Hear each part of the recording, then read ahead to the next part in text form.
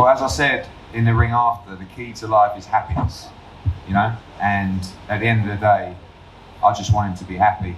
He's given his whole life since he started to the sport of boxing, and people don't realise that what a bubble it is in the life and world of Anthony Joshua. You know, when everybody in the country knows who he is, everybody's got an opinion of who he is. He's in the gym all the time with his team. He's living up in Loughborough. He's away from home. You know, there isn't anyone I know that's more dedicated to the sport than him. And sometimes people don't understand the pressures that are on people's shoulders.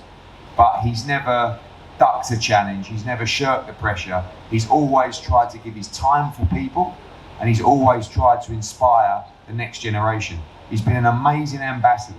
For the first time in boxing, you see all these complete dickheads, many of them tonight on social media, they've got too much to say for themselves, that want to pretend they're good people, that actually aren't role models, that aren't ambassadors, that aren't people that I would want my kids to look up to. This is someone that I want my kids to look up to.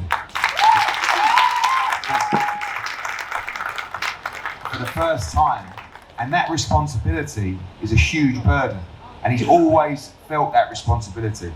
If he's out in public, he gives everybody his time, right? He's one of the nicest guys you can ever meet.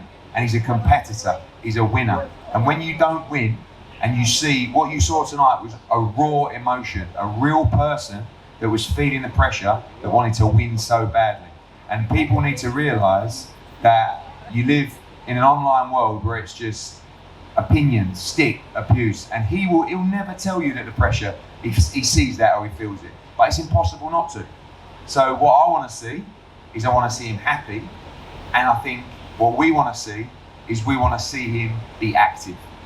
Too many gaps between fights, too many stadium fights. You know, from the Dillian White fight at the O2, to Charles Martin at the O2, to Dominic Brazil at the O2, to Eric Molina at Manchester Arena, to Vladimir Klitschko at Wembley Stadium, to Carlos Takam at the Millennium Stadium, to Joseph Parker at the Millennium Stadium, to Alexander Povetkin at Wembley Stadium, to Andy Ruiz at Madison Square Garden, to Andy Ruiz in Riyadh, to Kubrat Pulev at the O2, to Alexander Usyk at Tottenham Hotspur, to Alexander Usyk. That is the run that Anthony Joshua has been on. No Tom Schwartz, no Sefer Sefer. No, I do, because you don't get the credit.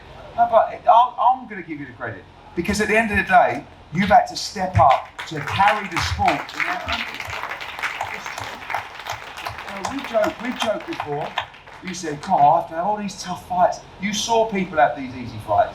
You never had them. You never wanted them because you want to create a resume. Yeah, because you're a fighter. You're a winner. You wanted to fight the elite. You fought the pound for pound, back to back, right? At Tottenham, you lost. Tonight, you lost a split decision to the best fighter in the sport. Everybody else would have vacated the WBO belt before the Tottenham fight. So I will say, because people take easy touches, fans moan about fighters ducking fights, taking easy touches. He's never taken an easy touch, and we should be very, very proud of him.